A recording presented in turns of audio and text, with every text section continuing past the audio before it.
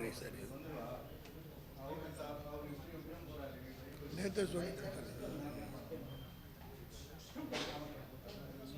சரி சரி சரி சரி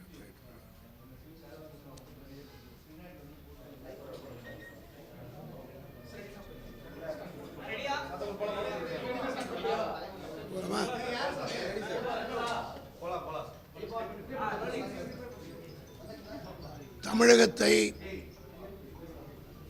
தொடர்ந்து வஞ்சிக்கின்ற ஒன்றிய அரசை கண்டித்து குறிப்பாக இந்த ஆண்டு நிதிநிலை அறிக்கையில் மிகப்பெரிய துரோகத்தை தமிழ்நாட்டுக்கு ஒன்றிய அரசு செய்திருக்கிறது. இதை பொதுமக்கள் மத்தியிலே எடுத்து செல்ல மும்முனை போராட்டத்தைப் போல திராவிட முன்னேற்ற கழகம் நடத்தியது. குறிப்பாக யுஜிசி வரையறையில் ஒன்றிய அரசு மாநில அரசினுடைய உரிமைகளை எல்லாம் பறிக்கக்கூடிய வகையில் கொண்டு வந்த அந்த திருத்தங்கள், அவற்றை திராவிட முன்னேற்ற கழகத்துடைய தலைவர் தளபதி அவர்கள் வன்மையாக கண்டித்து ஒன்றிய அரசுக்கு கடிதம் எழுதியோடு நிற்காமல் தமிழ்நாட்டு மக்களுடைய உணர்வுகளை வெளிப்படுத்துவதற்காக 6ஆம் தேதி பிப்ரவரி 6 தலைநகர் டெல்லியிலே மாணவரின் சார்பில் ஒரு ஆர்ப்பாட்டத்தை டெல்லியிலே நடத்தின திராவிட முன்னேற்ற கழக மாணவரின் சார்பில் நடைபெற்றது. அது இந்தியாவிலே இருக்கின்ற பிஜேபி அல்லாத மாநிலங்கள் ஆளுகின்ற அனைத்து மக்களுடைய கவனத்தையும் ஈர்க்கக்கூடிய வகையில் அந்த ஆர்ப்பாட்டம் அமைந்தது. அந்த ஆர்ப்பாட்டத்தில் காங்கிரஸ் கட்சியினுடைய தலைவராக செயல்படுகின்ற ராகுல் காந்தி அவர்களே வந்து கலந்து கொண்டார். அகிலேஷ் யாதவ் கலந்து கொண்டார். இந்தியா கூட்டணியில் இருக்கின்ற அத்தனை தலைவர்களும் கலந்து கொண்டு அந்த ஆர்ப்பாட்டம் மிகப்பெரிய வெற்றியை அடைந்தது. இந்தியாவில் இருக்கிற அத்தனை மாநிலங்களும் இது எவ்வளவு பெரிய துரோகம், மாநிலங்களுடைய அதிகாரிகளை எல்லாம் ஒன்றிய அரசு ஒன்றின் பின் ஒன்றாக எப்படி பறிக்க நிற்கிறது என்பதை உணர்ந்து கண்டன குரல் எழுப்ப ஆரம்பித்திருக்கிறார்கள். அதேபோல மீனவர்களுக்கு இலங்கை அரசால் கொடுக்கப்படுகின்ற அந்த துன்பங்கள் துயரங்கள் போக்கப்பட தமிழ்நாடு முதலமைச்சர் மாண்புமிகு தளபதி அவர்கள் பிரதமருக்கு பலமுறை கடிதம் எழுதியும் அதற்கு ஒரு நிரந்தர தீர்வு கிடைக்காத காரணத்தினால் இந்தியா கூட்டணியினுடைய தமிழ்நாட்டை சார்ந்த நாடாளுமன்ற உறுப்பினர்கள் அத்தனை பேரும் பாராளுமன்ற வளாகத்துக்கு வெளியிலே ஒரு கண்டன முழக்கத்தை எழுப்புகிற ஆர்ப்பாட்டத்தை நடத்தினார்கள். 3வது கட்டமாக நேற்றைய தினம் தமிழ்நாட்டிலே இருக்கின்ற 72 இடங்களில் திமுகவின் சார்பில் கண்டன கூட்டங்கள் நடத்தி ஒன்றிய அரசு எந்த அளவுக்கு தமிழகத்தை வஞ்சிக்கிறது என்பதை மக்கள் மத்தியிலே தெளிவுபடுத்த வேண்டும் என்று தலைவர் அவர்கள் ஆணையிட்டதனுடைய விளைவு பொதுக்கூட்டங்கள் மிக குறுகிய காலத்தில் ஏற்பாடு செய்யப்பட்டது. அந்த கூட்டங்கள் அனைத்தும் மிகப்பெரிய வெற்றியை அடைந்திருக்கிறது.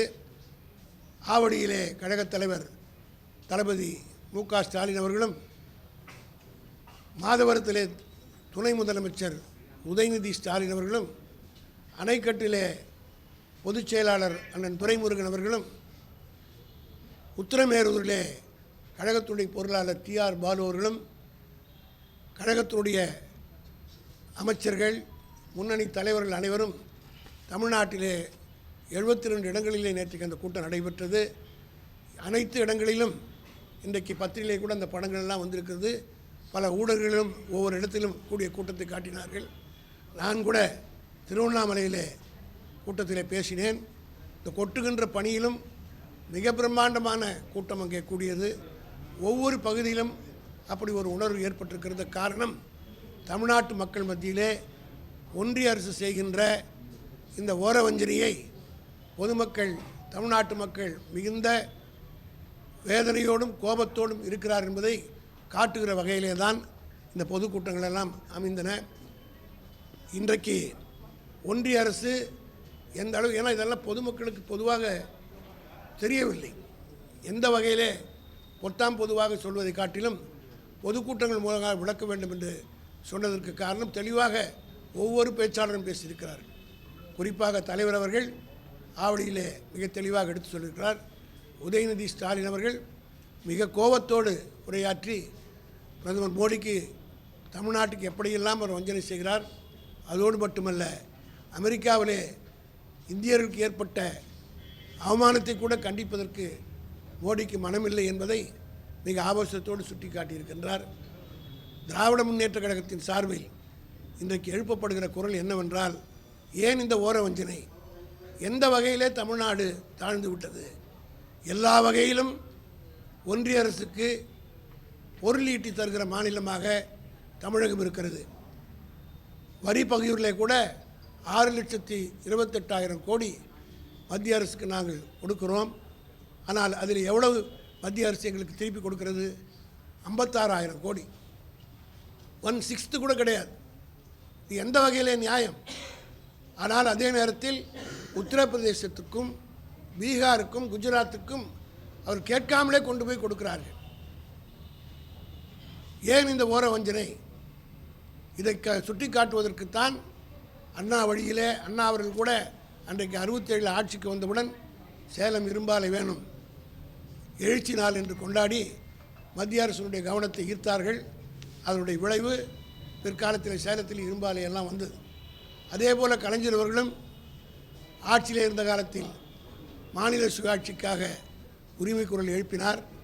இன்றைக்கு அதே வகையிலே தளபதி மு.க. ஸ்டாலின் அவர்களும் இந்த கண்டன குரலை எழுப்பி, அதுவும் குறிப்பாக நிர்மலா சீதாராமன் அவர்கள் நடிக்கிறார்.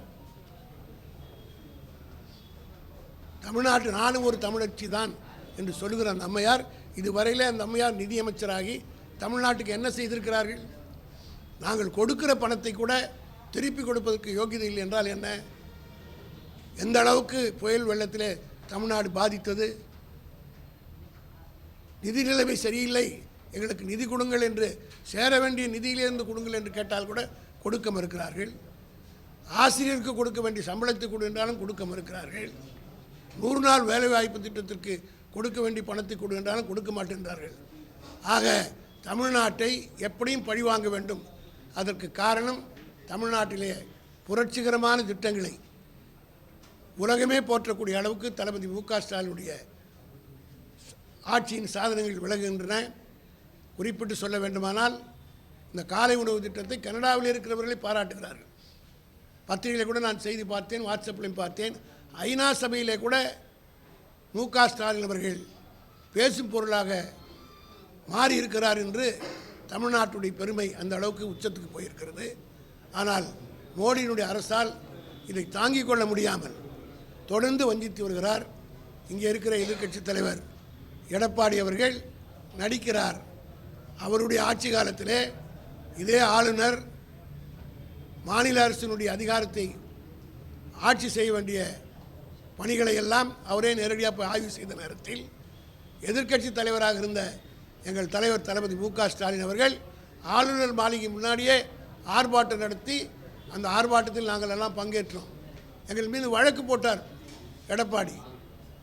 இவர்களுக்கு அன்றைக்கு ஆட்சியில் இருந்தபோது யார் ஆட்சியில் இருக்கிறார் என்பது பொருள் அல்ல, மாநில உரிமைகளை காப்பதில் யார் ஆட்சியில் இருந்தாலும் இல்லாவிட்டாலும் ஆதரிக்கக்கூடிய மனப்பான்மை பெற்றதுதான் திராவிட முன்னேற்ற கழகம்.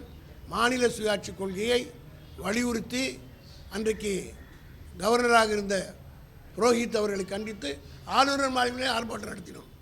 ஆனால் இன்றைக்கு எடப்பாடி ஏதோ பெயரளவுக்கு மக்கள் மத்தியிலே தமிழ்நாடு பூராவிலும் பிஜேபி அரசுக்கு, மோடி அரசுக்கு எதிர்ப்பலை இருப்பதை கேட்காமல் விட்டுவிட்டால் சரி இருக்காது என்பது ஒப்புக்கு சப்பான் என்று சொல்வார்களே, அதுபோல பேரளவில் வலிக்காமல் ஒரு அறிக்கை விட்டிருக்கிறார். ஆக இதையெல்லாம் தமிழ்நாட்டு மக்கள் மத்தியிலே எடுத்து சொல்ல வேண்டிய கட்டாயம் எங்களுக்கு இருக்கிறது. காரணம், எவ்வளவு நெருக்கடியான காலத்திலே இதை செய்து கொண்டிருக்கிறோம். எப்படிப்பட்ட நிதி நெருக்கடி தமிழ்நாட்டுக்கு இருக்கிறது. இந்த நிலையிலும் தமிழ்நாட்டிலேயே இந்தியா 13 திட்டங்களில் இந்தியாவிலேயே தலை சிறந்த மாநிலமாக விளங்கியிருக்கிறது என்பதை பட்டியல் போட்டு எங்களுடைய தலைவர் அவர்களும் காட்டியிருக்கிறார். நாங்களும் பேசியிருக்கிறோம். இவ்வளவு நெருக்கடி இன்னும் அவங்களுக்கெல்லாம் இருக்கிற பொறாமை என்னவென்றால், தமிழ்நாடு வளர்ந்து வருகிறது. இங்கே பெண்கள் 41% வேலைக்கு போகிறாங்க, படிப்பிலே உயர்ந்து கொண்டு போகிறார்கள். ஆனால் நாம் இருக்கிற அந்த பகுதியிலே ஒன்றும் செய்ய முடியவில்லை என்ற வைத்தறிச்சலின் காரணமாக செய்கிறார்கள் என்றுதான் தமிழ்நாட்டு மக்கள் உணர ஆரம்பித்திருக்கிறார்கள். இதை திசை திருப்புவதற்காக திடீர்னு பிஜேபி திருப்பரங்குன்ற பிரச்சனை கையில் எடுத்தாங்க. இன்றைக்கி என்னாச்சு? அதுவும் அமைதியாக செட்டில் ஆகிவிட்டது. ஆக மதத்தின் பெயரால், இனத்தின் பெயரால் பிரச்சனைகளை ஏற்படுத்துவதுதான் பாஜகவினுடைய வேலையாக இருக்கிறத விட தமிழ்நாட்டுக்கு எதுவுமே செய்வதில்லை. நிர்மலா சீதாராமன் சொல்கிறார்கள், தமிழ்நாட்டுக்கு நாங்கள் வந்தே பாரத் ட்ரெயின் விட்டோம், மற்ற ட்ரெயினை விட்டோம். 2 ட்ரெயின் விட்டுருக்காங்க. இவங்க ஆட்சிக்கு வந்து 2 ட்ரெயின் விட்டுருக்காங்க. அது கூட இந்தி பேர், ஒன்று தேஜா, இன்னொரு வந்தே பாரத் தான், வந்தே பாரத். ஆனால் திராவிட முன்னேற்ற கழகம் ஆட்சியிலே கலைஞர் காலத்தில் தமிழ்நாட்டில் விடப்பட்ட ரயில் பேரெல்லாம் பாருங்கள். Pandian express, Cholan express, Cheran express, இப்படி தமிழ் பேரில் கன்னியாகுமரி, நெல்லை, காவேரி, இப்படிப்பட்ட பெயர்கள் தான் மன்னை எக்ஸ்பிரஸ் என்று தமிழ் பெயராக வைத்தார்களே தவிர 2 ட்ரெயினை விட்டுட்டு அந்த 2 ட்ரெயினையும் இந்தியில் சொல்லக்கூடிய அளவுக்கு தான் விட்டிருக்கிறது. இதை தவிர என்ன செய்திருக்கிறார்கள்? நிர்மலா சீதாராமன் சொல்லட்டும். ஆனால் கோவப்படுறாங்க பேசினா. பாராளுமன்றத்திலே எங்களுடைய எம்பிக்கள் கேட்ட கேள்விக்கு நியாயமான பதில் சொல்லவர்களால் முடியவில்லை. ஏன் இந்த ஓரவஞ்சனை கேட்டால் பதில் சொல்ல முடியவில்லை. இது போராட்டம் 3 கட்டமாக முடிந்திருக்கிறது. அடுத்தது ஒன்றிய அரசு திருந்தாவிட்டால் உரிய வகையில் அதற்குரிய பாடத்தை புகட்டுவதற்கு திராவிட முன்னேற்ற கழகம் உரிய வகையில் நடவடிக்கை எடுக்கும்.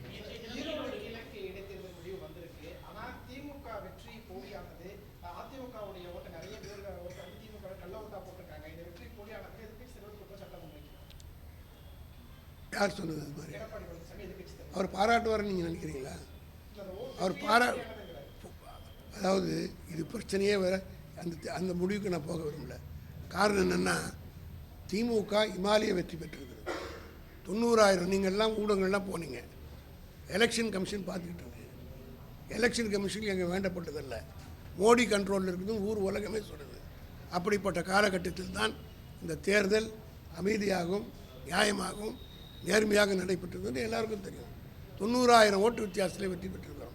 அது மட்டுமல்ல, இந்த தேர்தலுக்கு முன்னாடி என்னென்ன பிரச்சாரம் பண்ணாங்க, இதே மாதிரி தான் விக்கிரவாண்டி தேர்தலுக்கு முன்னாடி 2 பிரச்சனையை வச்சு எடப்பாடி பேசினார். கள்ளக்குறிச்சி அது சாராய விஷயத்தை வச்சுக்கிட்டு பெருசாக பிரச்சாரம் பண்ணார். தேர்தலுக்கு ஒரு 2 நாளுக்கு முன்னாடி ஆம்ஸ்ட்ராங் சென்னையில் கொலை செய்யப்பட்டார். இந்த 2த்தையும் வச்சு பிரச்சாரம் செய்தாங்க. அதையும் மீறி 62,000 ஓட்டில் திமுக வெற்றி பெற்றார். இந்த எலெக்ஷனுக்கு முன்னாடி என்ன பண்ணாங்க? திருப்பரங்குன்றம் பிரச்சனை கொண்டு வந்தார்கள். அண்ணா யூனிவர்சிட்டி பிரச்சனை கொண்டு வந்தார்கள். எல்லா டிவிலையும் போட்டு பேசினாங்க, பேட்டி கொடுத்தாங்க. அண்ணாமலை சவுக்கிலேயே அடிச்சுக்கிட்டாரு. இவ்வளவுக்கும் பிறகு 90,000 ஓட்டு வித்தியாசத்தில் திராவிட முன்னேற்ற கழகம் வெற்றி பெற்றது என்றால் இதுதான் மு.க. ஸ்டாலினுக்கு மக்கள் பகுதியில் இருக்கிற செல்வாக்குக்கு எடுத்துக்காட்டு. இதை வரை எடுத்துக்காட்டு தேவையில்லை என்பது எல்லோருக்கும் தெரிஞ்ச ஒன்று தான். டெல்லி தேர்தலில் ஆம் ஆத்மியுடைய தோல்வி இந்தியா கூட்டணியில் ஒற்றுமை இல்லை, யூகோ தவிர்க்கணும், கூட்டணி இருக்கக்கூடிய திருமாவளவன் பேசியிருக்காரு. அமைச்சர் பொன்முடி அவர்கள் முன்வைக்கிறாரு. இந்தியா கூட்டணியில் ஒற்றுமை இல்லையா? என்ன கருத்து? ஒன்று மட்டும் சொல்லுகிறேன். எங்கள் தலைவர் தளபதி அவருடைய 70வது பிறந்த நாளில் சென்னையிலே ஒய்எம்சியிலே நடைபெற்ற போது இந்தியாவிலே இருக்கிற எதிர்க்கட்சி தலைவர் எல்லோரையும் மேடையில் உட்கார வைத்துக்கொண்டு அவர் கெஞ்சினார். இந்த அரசு ஒழிய வேண்டும் என்று சொன்னால் அவர்களுக்கு ஆதரவு 35லேருந்து 37% தான் ஓட்டு இருக்கிறது. எஞ்சி இருக்கிற 63% எதிர்ப்பு ஓட்டுகள் தான் இருக்கிறது. ஆனால் இந்த எதிர்ப்பு பிரிந்திருக்கிற காரணத்தினால் பாஜக ஆட்சிக்கு வருகிறது.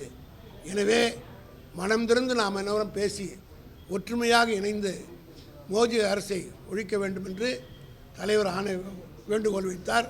2024 இந்தியா கூட்டணி அதனுடைய பலனை பெற்றது. ஏன்னா 400 இடம் வரும் 400 இடம் வரும் என்று எல்லோரும் பேசினார்கள். பிஜேபி எல்லா கருத்து கணிப்பும் கூட வந்தது. ஆனால் இந்த இந்தியா கூட்டணியுடைய ஒட்டுமொத்தமான கருத்து இருந்த காரணத்தினால், ஒற்றுமை நிலவிய காரணத்தினால் ஒரு மைனாரிட்டி அரசு தான் இன்றைக்கி இருக்குது. 2 கட்சியினுடைய தயவு எந்த நேரத்தில் பறிபோனாலும் மோடி கீழே வந்துடுவார். கத்தி மேலே தொங்கிக் கொண்டிருக்கிறது. ஒன்று சந்திரபாபு நாயுடு கையிலும் நிதிஷ்குமார் கையிலும். அந்த கத்தியை அவங்க விட்டாங்களா மோடி ஆட்சி காலி. அந்த நிலைக்கு கொண்டு வருவதற்கு காரணம் தளபதி மு.க. ஸ்டாலின் அவர்கள் முயற்சியால் ஏற்பட்ட இந்தியா கூட்டணியுடைய வெற்றி. நீங்கள் எடுத்து பார்த்தீங்கன்னா தெரியும். டெல்லியில் 22 இடத்துல ஆம் ஆத்மி வெற்றி பெற்றிருக்கிறது. 16 இடங்களில் காங்கிரஸ் போட்டியிட்டு ஓட்டை பிரித்ததுனால 16 இடங்கள் போயிருக்கிறது. 16 22 சேர்த்தா 38 ஆட்சி அமைத்திருக்கலாம். இந்த 2 இணைஞ்சால் ஆடட் அட்வான்டேஜ் இன்னொரு 10 சீட்டு வந்திருக்கும். ஆகவே எல்லோருடைய கருத்து என்னவென்றால், ஒற்றுமை எதிர்க்கட்சிகளிடத்தில் இருக்க வேண்டும். ஒட்டுமொத்தமாக போராடினால்தான் வெற்றி பெற முடியும் என்பதற்கு டெல்லியிலே இருந்து எல்லோரும் கற்றுக்கொள்ள வேண்டிய பாடம்.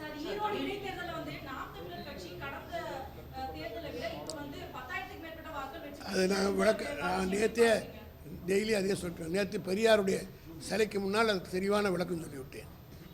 இது வெற்றியே கிடையாது. நாங்கள் வெற்றிக்கிறோம். அது கணக்கு கொடுக்கணுன்னா வேறு மாதிரி போகும். காரணம் அவர் வாங்கின ஓட்டு வித்தியாசத்தை பாருங்கள். வாங்கின ஓட்டு எவ்வளோ? போன தேர்தலில் எவ்வளோ வாங்கினார்? பிஜேபி எவ்வளோ ஓட்டு வாங்கிச்சு? 2 கட்சி பார்த்தா கம்மியாக தான் வாங்கியிருக்காங்க. அந்த கணக்கெல்லாம் நான் நேற்றே சொல்லிட்டேன். மேடையிலையும் பேசிட்டேன். உங்களுக்கு ஊடகங்களும் நேற்று போட்டு வந்துடுச்சு. அதனால் அதாவது எங்கள் வெற்றியை பெரியார் மண்ணில் பெரியாருக்கு கிடைத்த வெற்றியாக, பெரியாருடைய கருத்துக்கு கிடைத்த வெற்றியாக எங்கள் தளபதி அறிவித்திருக்கிறார். அதுதான், வேற ஒன்றும். மத்திய அமைச்சர் பியூஷ் கோயல் சில மாநிலங்கள் மத்திய அரசிடமிருந்து தாங்கள் செலுத்திய வரிக்கு ஏற்ப நிதி கேட்பது அற்ப சிந்தனைன்னு சொல்லியிருக்காரு. அவருக்கு தான் அற்ப சிந்தனை.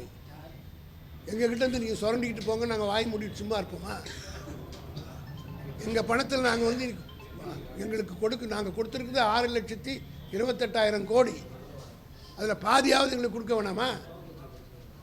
பாதி கூட கொடுக்காம நீங்கள் 56,000 தான் கொடுக்குறீங்கன்னா கேட்காம வாய் மூடிட்டு இருந்தால் மக்கள் காரி துப்ப மாட்டாங்களா?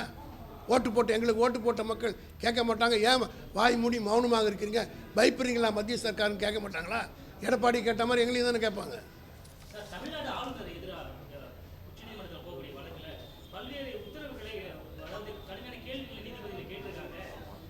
நாங்கள் அந்த விளக்கம் அரசாணை, அதாவது அரசியல் சட்டம் 200க்கு தேவையான விளக்கத்தை நாங்களே உத்தரவு கொடுக்க வேண்டியதாக இருக்கும் அப்படின்ற மாதிரி சொல்லியிருக்காங்க. அதை பற்றி அதாவது நீதிமன்றத்தில் நிலுவையில் இருக்கிறது, வாய்தா போட்டிருக்காங்க. அதனால் அதை பற்றி நான் ஒரு வழக்கறிஞர். சப்ஜுடிஸ் ஆகிடும். காரணம் நீதிபதிகள் கருத்துக்கள், அவர் சொல்கிற கருத்துக்கள் பத்திரிகை நீங்கள் சொல்லுங்கள், நீங்கள் அதை பொதுமக்கள் கொண்டு போய் சேருங்க. அவ்வளோதான்.